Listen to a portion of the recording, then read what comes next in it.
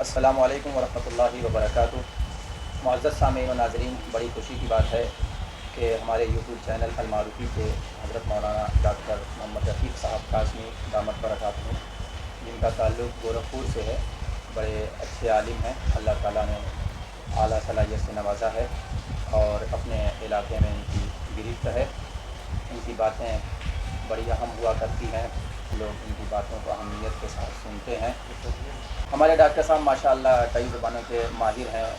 انہوں نے کئی کتابوں کا ترجمہ بھی کیا ہے، علمی و فقہی کتابوں کا، جو منظر عام پر بھی آ چکی ہیں، اور مستقل ماشاءاللہ علمی مشغلہ رہتا ہے۔ اور جمعے میں بھی آپ کا خطاب ہوتا ہے، جمعے کی امامت کا فریضہ بھی آپ انجام دیتے ہیں۔ خیر، میں ڈاکٹر صاحب آپ کا اپنے یوٹیوب چینل پہ استقبال کرتا ہوں۔ دعا گو ہوں کہ اللہ تعالیٰ آپ کو صحت و عافیت سے رکھے اور آپ جیسی شخصیات سے بار بار مستفید ہونے کا موقع اللہ تعالیٰ فراہم فرمائے۔ ڈاکٹر صاحب، اس وقت ایک اہم موضوع کو لے کر کے میں آپ سے ڈسکس کر رہا ہوں، وہ یہ ہے کہ صحابہ اکرام رضوان اللہ تعالیٰ علیہم اجمعین کی شخصیات کے احترام، تکریم، تقدیر، تفخیم کے تعلق سے، کہ ادھر چند سالوں سے مولانا سلمان ندوی صاحب بڑی بدزبانیاں کر رہے ہیں۔ صحابہ اکرام رضوان اللہ تعالیٰ علیہم اجمعین کے تعلق سے ایسے گستاخانہ جملے کہتے ہیں کہ دل مجروح ہو جاتا ہے۔ بطور خاص حضرت امیر معاویہ رضی اللہ تعالیٰ عنہ کے تعلق سے بہت برا بھلا کہتے ہیں، حتیٰ کہ کچھ جملے ایسے وہ استعمال کرتے ہیں جس سے لگتا ہے کہ ان کو مسلمان ہی نہیں سمجھتے، کہ جائے کہ صحابی سمجھیں۔ تو اس سلسلے میں عوام کو آپ پیغام دیں کہ صحابہ اکرام رضوان اللہ تعالیٰ علیہم اجمعین کے تعلق سے ہمارا کیا عقیدہ اور نظریہ ہونا چاہیے، اور ایسے لوگوں کی باتوں پہ کان دھرنا چاہیے یا نہیں، اور پھر سلمان ندوی صاحب یا اس طرح کے جو لوگ ہیں ان کو بھی آپ کچھ پیغام دے دیں تاکہ ہم آپ کی نصیحتوں سے مستفید ہو سکیں۔ جی بسم اللہ الرحمن الرحیم۔ الحمدللہ رب العالمین والصلاة والسلام علی سید الانبیاء والمرسلین وعلی آلہ واصحابہ اجمعین، اما بعد،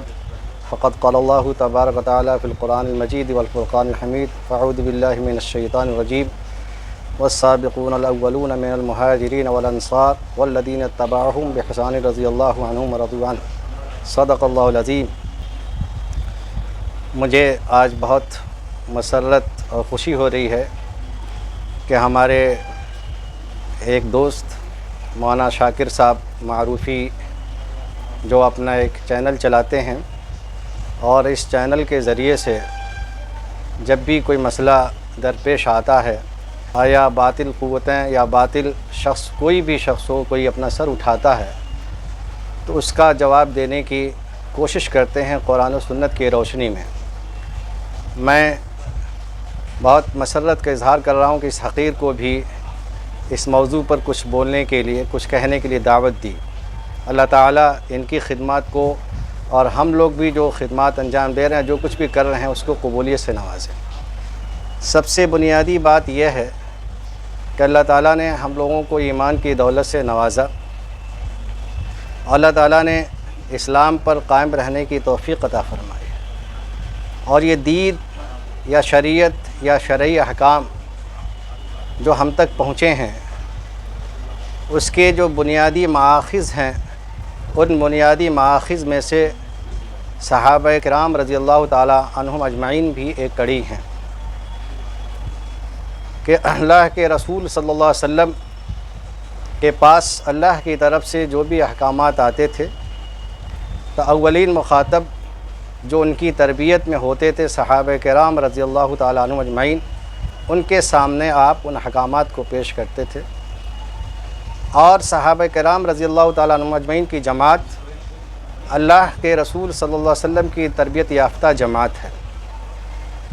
جہاں تک ان کی عظمت، ان کی فضیلت، ان کے منقبت کی بات ہے، تو مختلف احادیث مبارکہ میں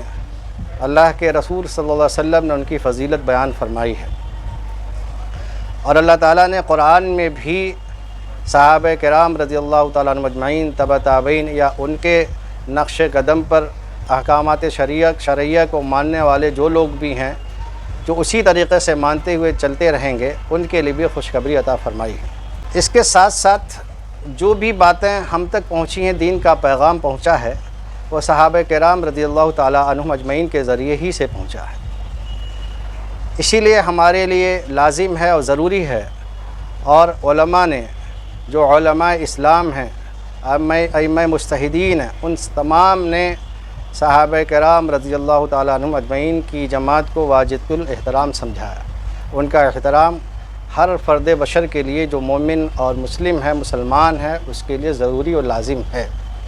کسی کو بھی اس بات کا حق نہیں ہے کہ کسی بھی صحابی کے خلاف جس کی تربیت اللہ کے رسول صلی اللہ علیہ وسلم کی صحبت میں ہوئی ہو، ان کے خلاف کوئی ایسی بات کہے جو ان کی شخصیت کو مجروح کرتی ہو، اس کی قطعاً اجازت حاصل نہیں ہے۔ رہ گیا سوال یہ کہ اسلامی تاریخ میں بہت سارے ایسے واقعات پیش آئے ہیں کہ ہم بحیثیت انسان یا بحیثیت محقق یا ایک پڑھے لکھے آدمی کے ہونے کی حیثیت سے اس کی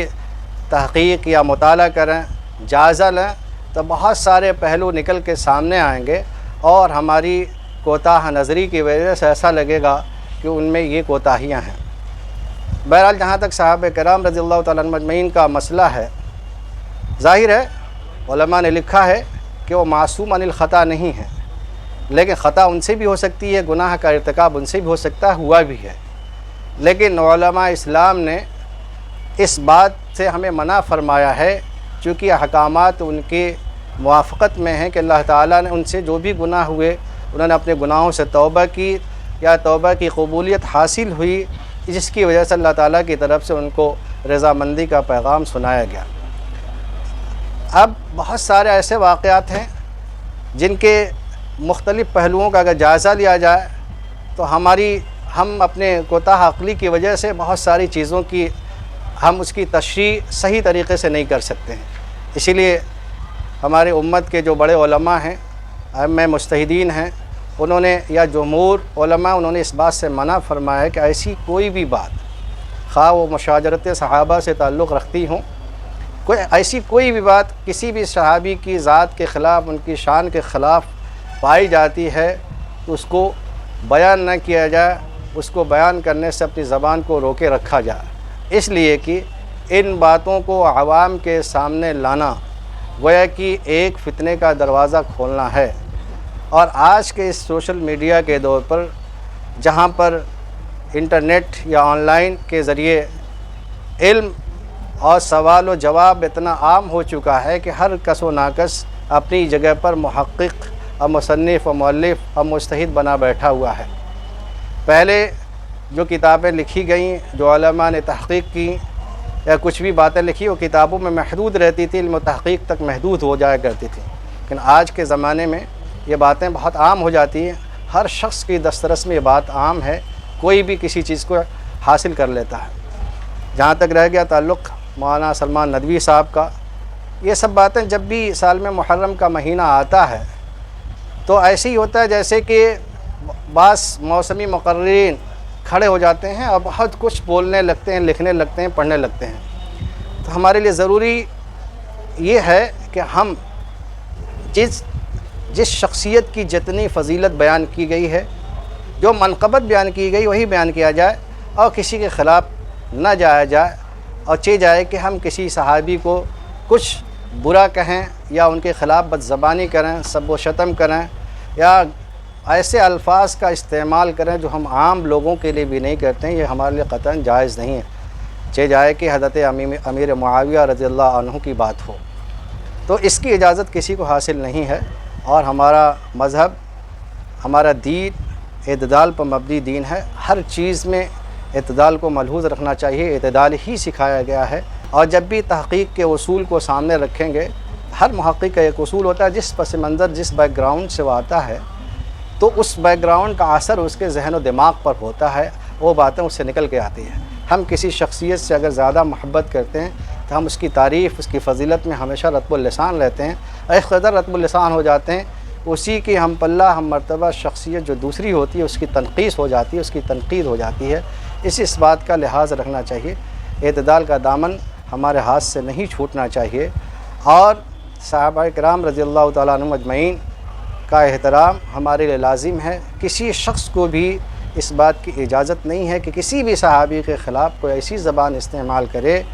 جو ان کی شخصیت کے لیے، جو ان کی صحابیت کے لیے، جو ان کی عظمت کے خلاف جائے، جو ان کے منقبت کے خلاف جائے۔ اور اس دور میں، اس پرفتن دور میں جہاں ہر آدمی کے ہاتھ میں سوشل میڈیا یعنی موبائل ہے، موبائل ٹیکنالوجی ہے، سوشل میڈیا کے ذریعے سے ہر کس و ناکس کو ہم کو ایسا سوال نہ پکڑا دیں کہ وہ دین کے بارے میں شکوک و شبہات کا شکار ہو جائے، اور جن پر ہماری دین کی بنیاد اور دین کی عمارت ہے وہ بنیاد مشکوک نظر آنے لگے اور عمارت ڈھہنے کے قریب ہو جائے۔ ایسی باتوں کو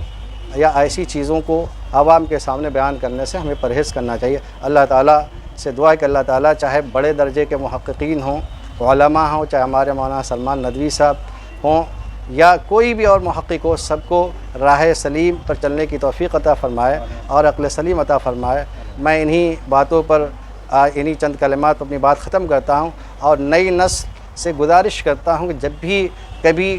کسی بارے میں دین کے بارے میں آپ کو شک و شبہ پیدا ہو تو آپ سوشل میڈیا کے بجائے آپ کسی مستند عالم سے اپنا رابطہ کریں اور ان سے صحیح چیز کی جانکاری اور علم حاصل کرنے کی کوشش کریں اور راہ مستقیم پہ چلنے کی کوشش کریں۔ اللہ تعالیٰ سب کو راہ مستقیم پہ چلنے کی توفیق نصیب فرمائے۔ آمین۔ وآخر دعوانا